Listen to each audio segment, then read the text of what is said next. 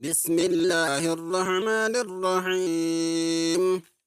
ألف لام ميم. ذلك الكتاب لا ريب فيه هدى للمتقين الذين يؤمنون بالغيب ويقيمون الصلاة ومما رزقناهم ينفقون والذين يؤمنون بما أنزل إليك وما أنزل من قبلك وبالآخرة هم يوقنون أولئك على هدى من ربهم وأولئك هم المفلحون.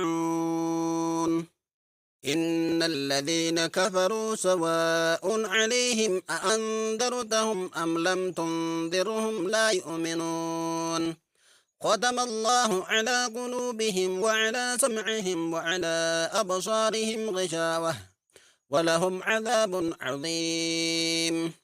ومن الناس من يقول آمنا بالله وباليوم الآخر وما هم بمؤمنين يخادعون الله والذين آمنوا وما يخدعون إلا أنفسهم وما يشعرون في قلوبهم مرض فزادهم الله مرضا ولهم عذاب أليم بما كانوا يكذبون. وإذا قيل لهم لا تفسدوا في الأرض قالوا إنما نحن مصلحون ألا إنهم هم المفسدون ولكن لا يشعرون. وإذا قيل لهم آمنوا كما آمن الناس قالوا أنؤمن كما آمن السفهاء ألا إنهم هم السفهاء ولكن لا يعلمون.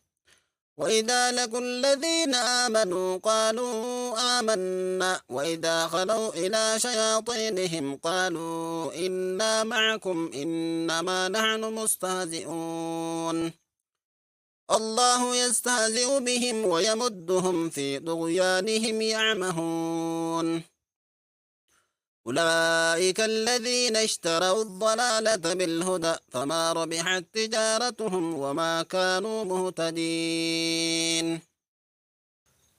مثلهم كمثل الذي استوقد نارا فلما أضاءت ما حوله ذهب الله بنورهم وتركهم في ظلمات لا يبصرون صم بكم عمي فهم لا يرجعون أو كصيب من السماء فيه ظلمات ورعد وبرق يجعلون أصابعهم في آذانهم من الصواعق حذر الموت والله محيط بالكافرين. يكاد البرق يخطف أبصارهم كلما أضاء لهم مشوا فيه وإذا أظلم عليهم قاموا ولو شاء الله لذهب بسمعهم وأبصارهم إن الله على كل شيء قدير.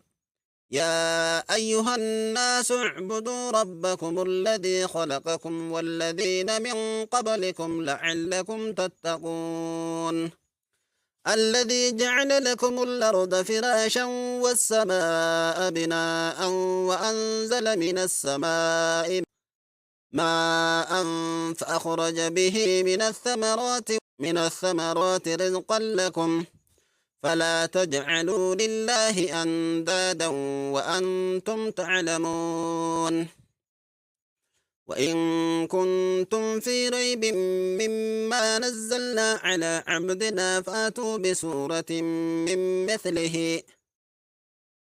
بسورة من مثله وادعوا شهداءكم من دون الله إن كنتم صادقين فإن لم تفعلوا ولن تفعلوا فاتقوا النار التي وقودها الناس والحجارة أعدت للكافرين.